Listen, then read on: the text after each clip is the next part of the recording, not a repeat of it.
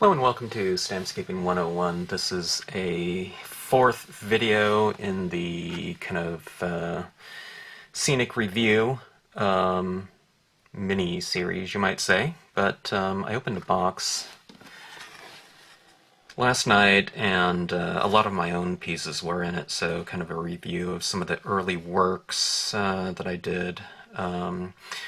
These pieces aren't in any type of chronological order, so I'm just going to pull them out and talk a little bit about them and what I was thinking about them at the time. This is a stamp board piece. Well, it's not really stamp board, it was clay board. Ampersand Art has these hardboard panels with a coated surface, and it's a soft clay-coated surface. You know, it's not soft where you can scratch into it with like a fingernail or something like that, but using your scratch board tools, they look like this type of thing right here. It's like a calligraphy nib holder with a scratch knife or scraper tool. You can go back into the surface, being that it's clay, and you can put these negative marks in it, or reverse marks, you know, where you can scratch back into the surface and reveal the white. By the way, these boards start off as the clay is white. Alright? So it's like, basically, if you've heard of scratch board, it's basically scratch board, but it's on a hardboard panel. And these 5x7s, yeah, 5x7s were their smallest piece of clay board. This one's called Clayboard Smooth. And early on, the company got in touch with me and wanted to know if I wanted to package up some of my stamps with maybe a panel of theirs, but this is way back when, in the mid-90s, and what we were using in the stamping industry, it was basically just glossy paper and matte paper, and that was just about it. People were stamping on envelopes, and I just thought it was too early. I don't think people would be kind of open to the idea of you know, kind of alternative surfaces that were more expensive than just that paper that we happened to be using. So years later, when people started stamping on everything, dominoes and whatnot, and kind of unconventional surfaces, I figured it was time to give Ampersand a call and see if they were kind of still interested in getting their art supplies into the crafting world. So I did some samples and I started teaching, and going back to the reverse mark, this is a cloud with sun here, and I've stamped out my trees, but what I've done in here, what this allows me to do is I've gone back in and I've just kind of laid down a ruler, and I've gone back in and I've scratched out these rays, these kind of crepuscular rays coming down from the sun in various thicknesses. Some of them are very thin, some of them I've kind of scraped a larger ray like that, you know, kind of just aiming at the design itself. So what I've done is I've extended the rays out to the edge of the panel like that. And those are just some fun things that you're able to do on, you know, up here in the sky. I was able to scratch stars, twinkling stars back, you know, into the sky. Some of them, like I'll make one right here. Just take this and I can put a little, you know, star right in that dark area. Let's see if I can get this focused in. There's little scratch marks right here in the water to kind of reveal some light reflecting ripples. Just things like that. You can make something very textural. And being on a hardboard panel like that, it's really nice to have these pieces like this. This is a museum quality archival panel. They have to be for the art industry, otherwise artists won't use that type of thing. A lot of artists sell their work. But in the crafting world, you know, going back to the size, these panels were almost too large, so what we have in stamp board form are smaller panels, smaller pieces that you can use for embellishments on cards, things like domino size and ATC. ATC is Artist Trading Cards, if you don't know. And smaller bits. A lot of jewelry makers used to use kind of the smaller, like inchies and things like that, a 1 by 1 inch piece. So kind of fun panels, and these are some early kind of experiments right here, you know, being that they're on the 5x7s. Okay, now a fun project for me back when was this one from the Stamper's Sampler. If you don't know, that's a publication that has a lot of samples in it. They were one of the first additional publications out there for rubber stamping, featuring a lot of work. I don't know if they do now, but there weren't any advertisements in it at all. But we knew the publisher. When I say we, a lot of the first pieces in the Stampers Sampler magazine in those early days were samples from the Huntington Beach Stamp Club. And Killeen would, that's the publisher, would come to some of the meetings, and when she was getting her magazine started, a lot of times she would ask for, you know, samples from the club members, and at one time, boy, we had like 50 people at that in those meetings, so we had a lot of stampers and a lot of talent in that room, and you'd see a lot of our pieces in those early editions of the Stamper Sampler. But anyways, these pieces right here were one of my submissions for, I forgot what the assignment was. I think Killeen was just giving me a 2-page spread, and it wasn't about scenic stamping, it was just kind of more artist portfolio type of thing. So when I run Stampscapes, but I'm a stamper too, so I like using stamp imagery from other companies just like anyone else, and this was a real opportunity for me to kind of stamp anything that I wanted, you know, with Stampscapes or whatever I wanted to do. So I was able to take a lot of the stamps out of my collection and to kind of develop a grouping of scenes or just pieces utilizing that imagery. And I really had a lot of fun with that because I had been doing everything Stampscapes at the time, you know, doing demonstrations and whatnot.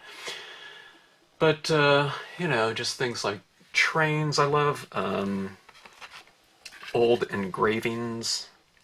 And a lot of companies back in the day, there were some companies that were just based solely on things like engravings. So I was able to do things like this and bring an element of kind of fantasy or a whimsical element into the scenes. You know, if I was doing a Stampscapes scene for an ad or for a demonstration, I'd probably have a conventional sun up here. But if you put something like that in there, it really changes the spirit altogether of the scene. So just a very, I guess what you would say conventional Stampscapes only piece, and then you add that into the mix, and suddenly it really becomes the focal point and, changes the spirit of it. There's the lightning stamp, and normally I would have the lightning coming down, but using this figure, these are two different stamps right here. I stamped it upside down, like the lightning is coming from this box or totem or whatever. And that lightning stamp, I always loved using the leafless limbs stamp with the lightning because it looks like the kind of the reverse shape of the lightning bolts in that leafless branch.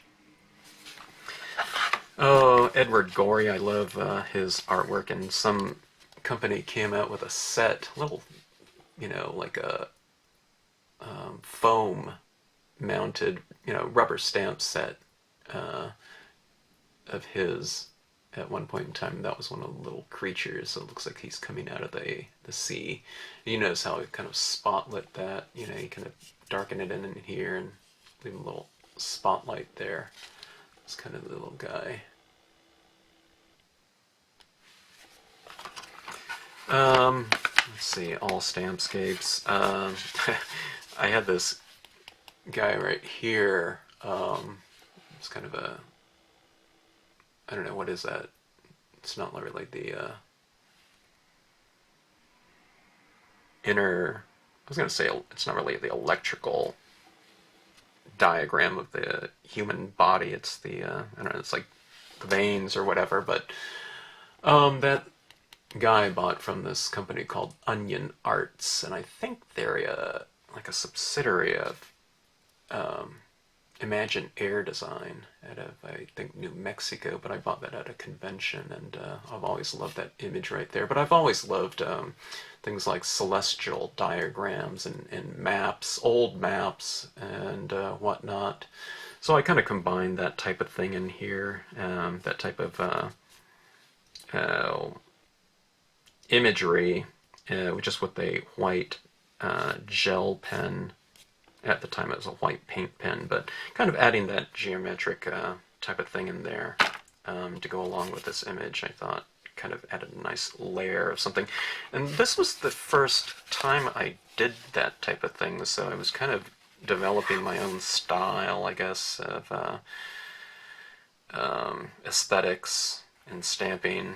I love, here's another kind of celestial map right here, taken from some of the books that I have on sky figures and maps, cartography maps, angel design right here. Just putting in those little waves in there and adding in your own kind of written text. Always loved this guy right here. I was going to say, I couldn't remember the name of the company, but it's from this company called Yes, Pigs Can Fly. There used to be a company, a store called Stampa Barbara, and they had basically stamps from just about every company out there. They didn't have their full line, but they had most of them, I would say. How many hundreds of thousands of stamps they had in that store, I don't know. But it seemed like any time I went into that store, I'd always come out with, I don't know, a few stamps, and one of them would always be Onion Arts. And I don't know, their imagery really kind of spoke to me. They didn't have, the funny thing about it is they didn't have a lot of stamps like this little guy here. But I seem to find them all the time. So, I don't know, he was always one of my favorites. I always it's like the little fool on the hill type of scene right here. Leavenworth Jackson always had a lot of cool images, going back to that type of company that has a lot of old engravings. She has a really nice curated grouping of imagery. And this was one of my stamps in the Greco-Roman line, and I just added this little snail and little stars around here and added just this little black line like it's on a string up here.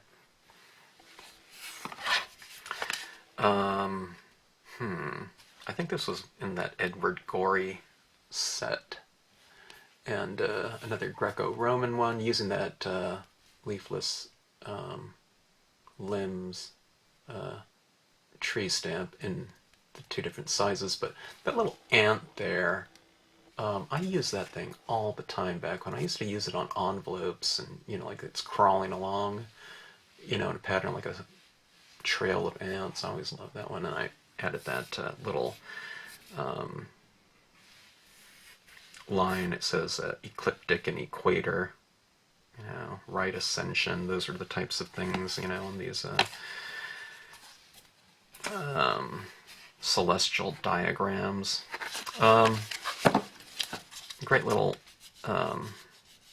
pyramid here to add into the mix. Kind of reiterates the shape of the mountain in the background, but just that little thing in there really adds this nice, I don't know, spirit to the scene. And just another, this one's all Stampscapes right here, but that was a really fun project for me, and I really just had a great time doing that for the magazine. Some of these other ones right here were for different publications. I didn't write what they were, but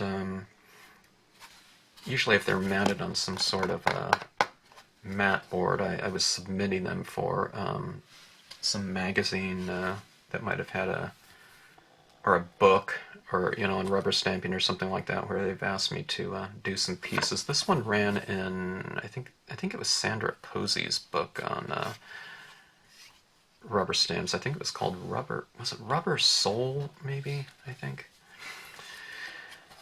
I'm not sure what that piece was for. This is an 8.5 by 11.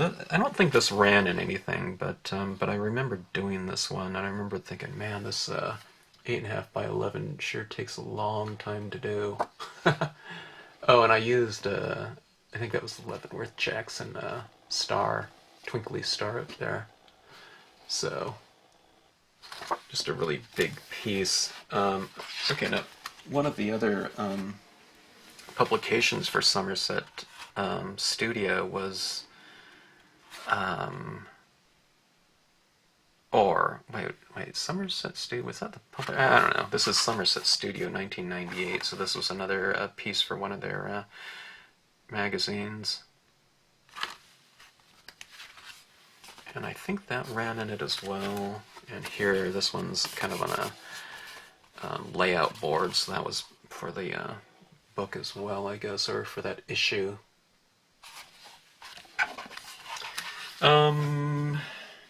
Curtis Ueda had, what was the name of his company? It might have been just Curtis Ueda Designs, but he had all his Asian imagery, and this was one of his pieces. I forgot what type of piece he called it, but just clouds of mine done in that swirly motion. Then I've used some French curves with a white paint pen to do these little swirls coming out of that, I don't know, portal or whatever of that guy, just to kind of reiterate the movement of the piece. And I've just kind of written some things in here just to, I love text with artwork or whatever. I always love what the calligraphers do. Calligraphers, I don't know, I always loved I think some of the best work, my favorite pieces out there are by, real serious calligraphers. I'm not a calligrapher by any means, but just the, adding some text to it was something that they always do in their work, since they're calligraphers, but I always love that look. This is another Curtis Ueda design, and here's some other bugs from other companies, and the sun, I think, was from Gumbo Graphics. Not sure where that sun came from, but kind of going back in, and one of the things I started doing with kind of circle templates and compasses and whatnot is I started trying to make relationships with the geometric shapes and the edges of the card itself. So you can see that sun right there. I've kind of placed them right there, and I've made that circle go right to the edge. The circle kind of, I was a little bit off center sometimes because it was hard for me to position perfectly, an image right in the center of this card, but for the most part I wanted to create that relationship between geometric kind of shapes and the format. So I always loved this figure of his. Oh, this is probably experimenting around with some colors and just seeing how deep I could get with some of those tones, but I don't know if you can tell in the video right here, but this gets into a little bit of a bluish kind of cool color. So that's playing around with a little bit of temperature changes right there. Instead of just having something white, I was kind of finding that having a little twist of some temperature change often enhanced, an otherwise singular temperature within a scene. So if I'm doing cool, I like to have a little warm in it. Speaking of that, here's just some blues right here. Here where I was going crazy with some of that, shape relationships right here. Here's a kind of a circle right up here, and that relates to that edge right there, but how this goes down right here, And then this circle right here goes, I think I've divided this up perfectly into thirds, or at least I was trying to, you know, with this ocean seaside cove stamp right here. But that goes right here, and that's the bottom of this circle. So each one of these kind of relates. And then it kind of was boring for me, so I added a bunch of dots right here and created this right here, where it goes from kind of a solid white and it transitions out into kind of a lighter application of it, you know, more sparse. But anyways, blue temperatures, and just going in here with a little bit of kind of a yellowish green for a temperature change to make it not so singular in terms of the temperature of the main scene. Okay, now these were for some other publication. Usually if I had it in you know, paper like this, it meant I was kind of sending it away and I wanted to protect the service, so I don't know, I don't remember what these were for. I think it might have been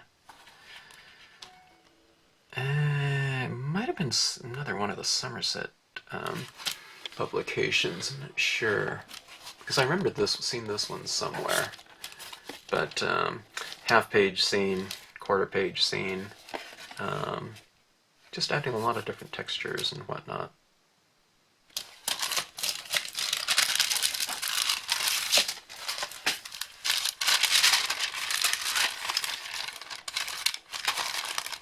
Large moon. It's cloud with rising moon. In my first series of designs, I had a couple moons, and they're, you know, as far as scale goes, they were kind of a little bit more realistic in terms of the size relationships with the rest of the designs. But I wanted to go more dramatic in some of my scenes, so thus I created the larger moon stamps in, I don't know, one of the next 2 or 3 releases of designs over the years. Okay.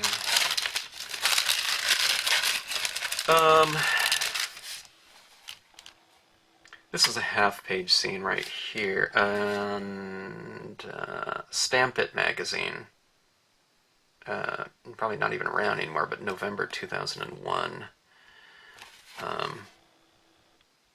I don't know, I guess they asked for a piece or whatever, but anyways, a lot of soft. I was looking at this a night or two ago when I opened up that box, and I was thinking, man, I did a really good job on that cloud right there, if I say so myself. I don't think I've done that good of a job on my clouds, especially on these lessons that I've been doing. But I thought, man, I was able to really get that really soft looking. It doesn't, you know, and not look like a stamped image. And I think I just I used more pigment ink on it or something like that in varying degrees of dryness. Okay, so I have a lot of it kind of stamped down here. It's just, you know, a really light smudge to heavier smudges up here where there's a lot of that white. But, and then I've gone back in. Let me see if I can get it. Can you see that? All those little dots in there? How subtle they are? With the white gel pen. Okay, so there's fewer dots in here, right? Because it's in a darker area. But then here, I've really taken my time and add a lot more dot highlighting up there. So I might have to do that again. And then I really went crazy down here. I guess if I was doing it for a publication or something like that, I really wanted to, you know, take my time and, you know, the addition of, you know, like 1,000 white dots, you know, wasn't going to really, you know, be something that I would kind of avoid. So, anyways, I don't know. Don't worry, I'm not going to do a lesson where I'm going to add 1,000 dots on it. Okay. think, yeah, these aren't for publications, although I do have them on the layout boards here. These boards have what they call non-reproduction blue lines. But I was just doing a piece. We had started our website, this friend of mine built our website, and we started doing things like adding a gallery section over time. Hold on a second here. I need to... Here we go. I have my camera does auto adjustments for lighting, and sometimes these videos get really dark when I have something really light out. But anyways, these are for our gallery section. I was going back to that idea of using just stamps from other companies. I was able to use. I was just doing this as a stamper, not as a Stampscapes demonstrator or whatnot. But I had these images that I picked up at. I remember I bought these two at Santa Barbara, up in Santa Barbara, and I don't know about the lilies. I probably got those there too, but I thought those two are about on the same scale. One's kind of, supposed to be scary, and the other one's this little innocent little pixie, riding on some kind of beetle. But I thought I'd do a little storyline about those two figures. And it was just a 3-panel piece, or 3-spread piece, I guess.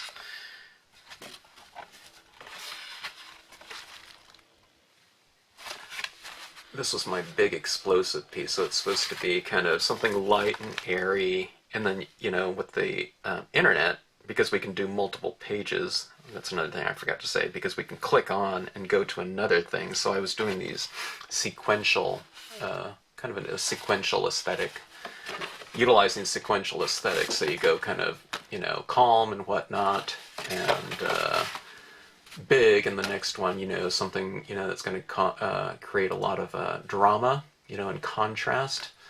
So here's this figure in here, utilizing a lot of the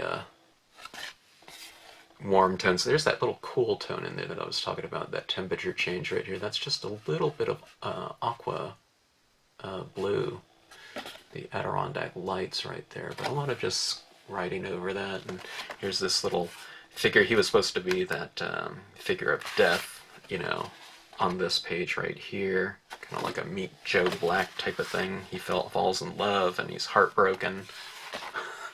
And, then we clicked on, the next page, or the next scene, and it became this one here. He's, he's heartbroken and laying there, and then my friend wrote the text for it, so I don't know, we did these little sequential things a couple times. I really liked his writing style, and very inventive. And here's another one. I was able to use a lot of the imagery that I was buying from whatever, at the conventions and at stores that I was traveling to. A lot of stuff from Santa Barbara. But on this one right here, here's that thing. I got those, kind of got the relationships down of these circles right here. Here's a full circle right here, and here's a half one. And I don't know. I think I finally figured out the combinations. I need to start doing this a lot before I can kind of start seeing these relationships and be able to, being able to do them. And I have to get my brain in the right frame of mind, because I'm looking at this and thinking, how did I do that, But anyways, I had these little heads here. Actually, it goes like that. No, hands. I had these hands. I found out in my collection I had these little 3 hands right here. Kind of tweezers and that palm reading type of hand, and this little spooky one right here. I think that was Yes Pigs Can Fly Again. But, so I did, I set the hands out as the main theme, and this one's kind of the science one. I tried to create colors that are, that would be kind of go along with the spirit of, you know, the scientific method or whatnot, going into this person's brain, you know, like they're learning or whatever. And this is kind of a mystic layout right here. I don't remember where that palm reading one came from, but just time and whatnot, the ancient art of palm reading, I guess you can say, or something like that. There's that sun. As you can see, I've used that sun in a few of these pieces already. That was always one of my favorites right there. And then the spooky one right here, I used that little guy's hand. There's that aqua blue up in there again, and in here too, and an otherwise kind of warm, neutral to warm scene. So I tried to create a different color palette than what I normally do. And then there's of course that eyeball in there, and it's the same eyeball. And that's the same little sun. That's the sun wavy rays that I used in this, in the back of this heart right there. So anyways, that was a fun little project that we put together. Kind of experimenting around with the format of the internet, you know, and how you can do sequential pieces in there. Alright. Let me go through these really quick. I was thinking, man, this is getting long, but maybe I'm going to put this in one video, I think. These are some ads that I did in the early days of Stampscapes, probably in the first maybe 2 or 3 years, but this is the first advertisement in Rubber Stamp Madness, and first advertisement overall for the company, and this is October. I didn't put the date, but I think this was 1993, so I probably did it in, oh yeah, it's 1993. Black and white artwork at first, because, I don't know, ads are, you know, were typically pretty expensive, so I would run black and white ones. I think this is the second one right here. By the way, Stampscapes is here, and I had that Escape from the Real World, Enter a Rubbery Retreat. Anyways. Take a Flying Leap. I redid this scene again at one point in time in color, so... And then I would do this little blurb down below, you know, kind of to create kind of a different spirit here of, you know, of what our company was kind of about. I don't know, I probably did black and white ads for about a year. These were the half-page. Rubber Stamp Madness used to be huge, too. It was more of that tabloid size publication. I'm trying to think of another publication that was like that, but they were really big, and it was, I think it was more on newspaper material. So these ads are fairly large, and I think they were a half-page ad, I think, at the time. So you can imagine, this ad right here is, say, 6 1/4 by 10 inches. So, you know, when we're talking about, you know, publication, we're talking about some, you know, I don't know, it must have been, you know, roughly this size of paper right here. So you can imagine 2 of these kind of ads, you know, put together, and that would make a really big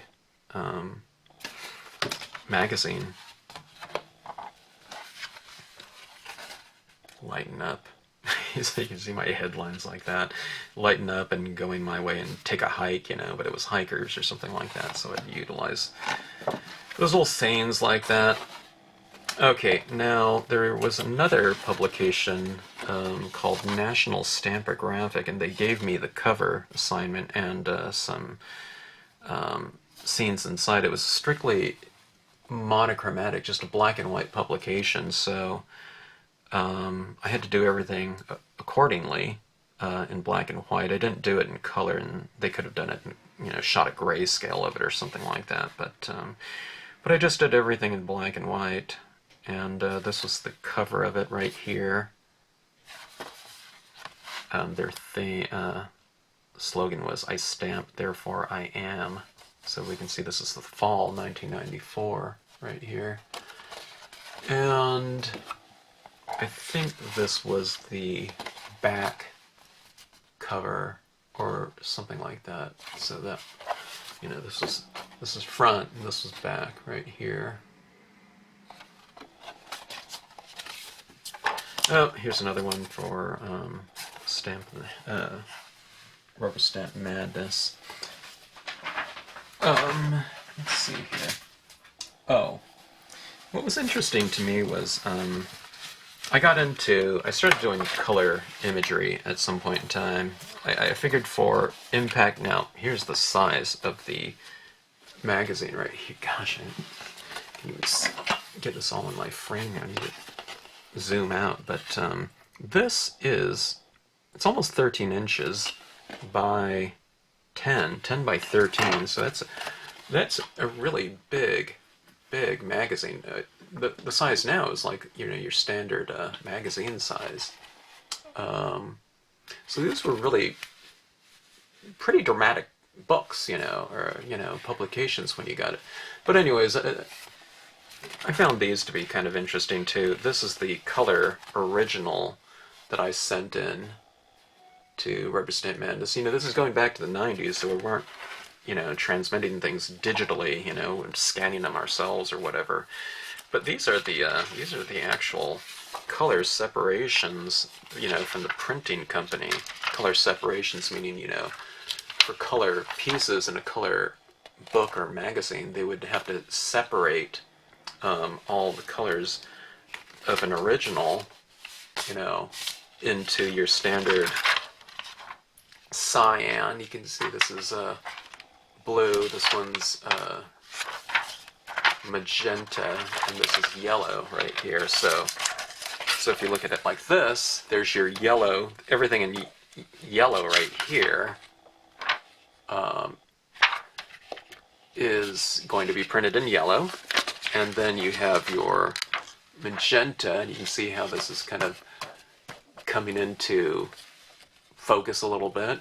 So that's all the magenta in that color separation, and here goes the cyan, which is blue, and then they would print the next color, which should be black. So then that's what that would look like, and someone had to match up all these separations right here using these kind of these marks right here. They would have to all match up, and these are all taped together, and that's how they would separate all those colors on a plate. And talk about, you know, some kind of a time-consuming process. I'm not sure how it's even done these days in the digital process, but that's how they used to do it in the you know, just analog process. Started moving into color, like I said, in the advertisements. You know, just color was going to be have much more of an impact. The scene right here has a ton of dots. Like I said, I used to just spend as much time as I wanted to on these pieces for publications or ads.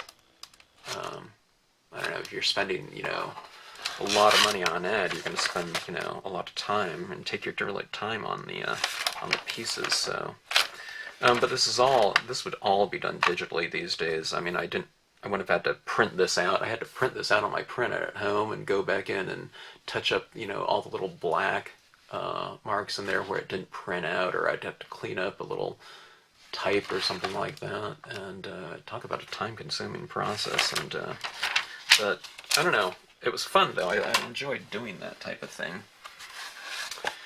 Going back to that kind of celestial map in the background. Some people wanted me to do a stamp like that, you know, where this, I used to say, I don't know, that's going to be impossible, you know, this is a half-page scene right there, and they wanted this type of thing going on in the background, but that would be a stamp that was like 10 inches wide, so I never did something like that.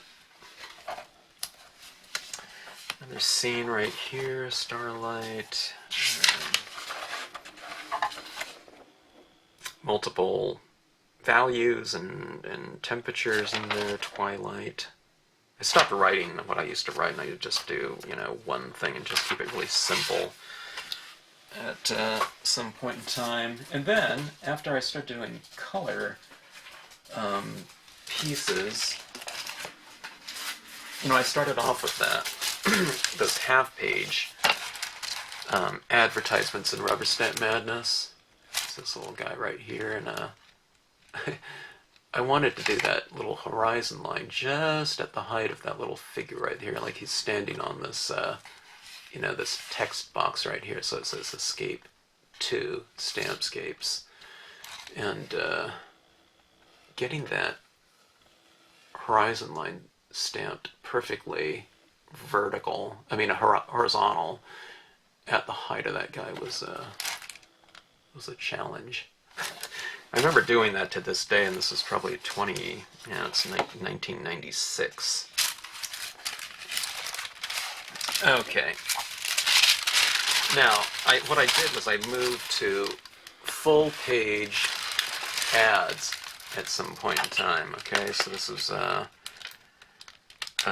well, actually, that one back there was full-page too. This is 12.5 by 10. Now, they didn't have. Well, they might have. I don't know where you could have got it, but I didn't have that size of glossy paper back then. I think the largest size was 12 by 18, so what did I just say there? 11. Well, I don't know. They didn't have that size of paper, so what I would have to do is I'd have to do these multiple, pieces right here. So I'd do something kind of, some kind of stamped area, or I would just break up the ad into like 3 different sections or something like that, and it was because of the limitations of the paper size that I had. But this scene right here was one of the first times I ever used the color box, pigment ink, and Q-tip, alright, and I happened to do it in an ad. But that was significant for me, this piece right here, because adding that kind of that cloudy little fog and mist, it did it in the background here as well, was a textural change for me, and I always wished I could do light over dark, because when you're using dye-based inks, when you keep adding inks, you're getting darker and darker and darker, and there wasn't really a way to go back in and add areas of lightness over the top of that, so the pigment ink kind of experiment was good for that. I mean, you could have done it things like embossing or the white paint pen, but not in this application of kind of translucent textures or whatever. So adding more pigment ink, made it whiter, and areas where there was kind of just dry brushed, minimal applications of it, it was much darker. So anyways, so I really loved this piece right here when I did it, and it was huge, of course, too. So I thought, okay, that pigment ink worked really well, and I think I've probably used that pigment ink in 85% of all the scenes that I've done since, even to this day, I just can't live without it. Another huge scene, and this is how I got away with this. I didn't have a piece of paper this large, okay? So what this is this Seaside Cove stamp right here. That's one stamp, except for that little, canoeist right there. This is all one piece of paper, and what I did was I cut it out and I pasted it right on top of this one. So that's why it's a little bit, it doesn't blend in like a one-page scene like it probably would have, even if I did some masking. But I thought it worked out okay, and I did those little celestial types of marks up in the sky there. Here's another one, limitations of the paper, going back to that.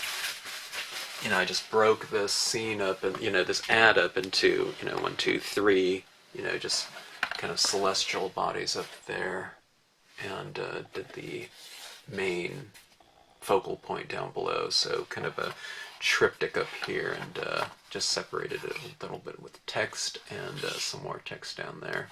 So anyway, same type of thing right here. 3 different pieces, but kind of related. these two compositions right down here are fairly similar. And this is another fun project, you know, if you ever think about doing this. You can do things that are kind of meant to be three separate pieces that are meant to be kind of viewed together as a collective composition, but just not within the same piece of, you know, same surface or card or whatever.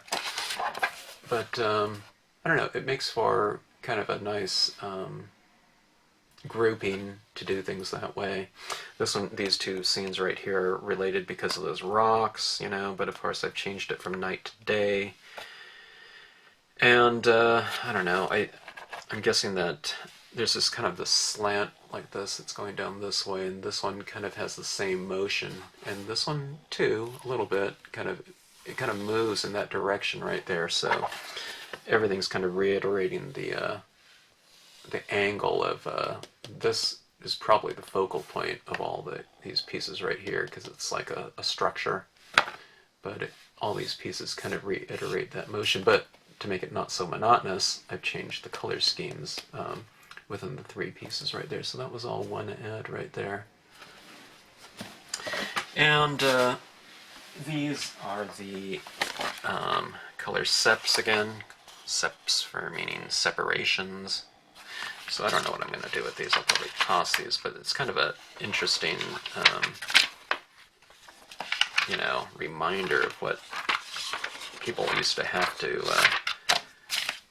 do, you know, just to, you know, print these different publications. So can you imagine all the color advertisements in the magazine, you know, what they used to have to probably pay someone to do this, because like I said, they have to kind of take all these separations and line them up perfectly, otherwise what you get is misregistration. And I don't know if you've ever, you know, you've probably seen some publications where it looks like, you know, like this or something like that, maybe not that extreme, but where it's kind of blurry. It's because they didn't get the color separations registered, you know, between each color, or the black and white. So just really amazing where kind of digital technology has taken us in all different sectors. Now, you know how we do these video series on these instructions. Well, before the internet and before all that, I mean, some people did have VHS tapes of kind of instructional videos, but this is the way that I used to have to do it. I mean, if someone wanted to learn how to use these things, this is the type of thing that I would send out to stores. I didn't have a whole lot of them, but I used to have to stamp out something kind of in a first stage, second stage, and third stage, and just, I mean, I was limited to in a hard copy format, you know, these are the instructions right here for each step, you know.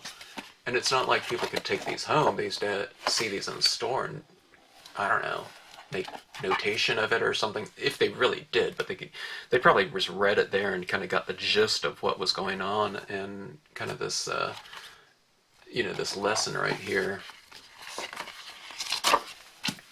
1, 2, 3.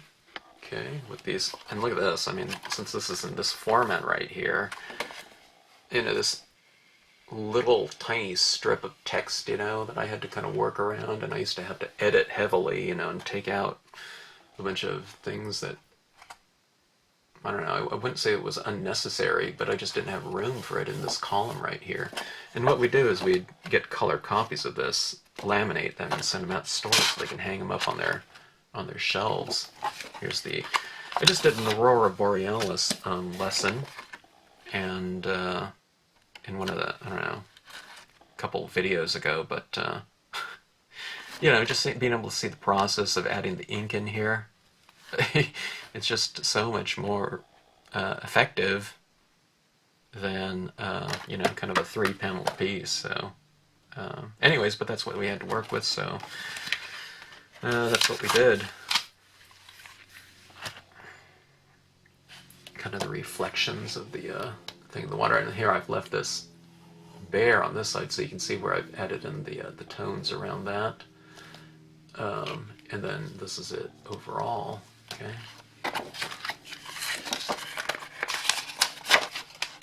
and kind of a minimal use of the stamps. I wanted to show people that they don't have to use a bunch of different imagery to create an effective scene. So this is just like 3 stamps. I think that's the fish, the water texture, and the leafless limbs tree.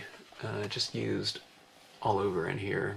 I took that tree and flipped it upside down and created that shadow. I doubt if I even wrote it in the text right here, wouldn't have room for it, but anyways, those are some early lessons right there, and just some kind of an early portfolio of some of my early scenes with the company, and just the types of things I was thinking about at the time. So still doing things, you know, by and large the same way, but I don't know, it's like with stamping and whatnot, I'm always trying to kind of refine the technique and figure out where I want to take it here and there, and just keep adding to, I don't know, my process. So anyways, quick look at, well, that wasn't a quick look, a really long look at some early scenes and advertisements of my pieces. So all these things in here, I think a lot of it early on, by the way, just about everything you saw, I think it was done with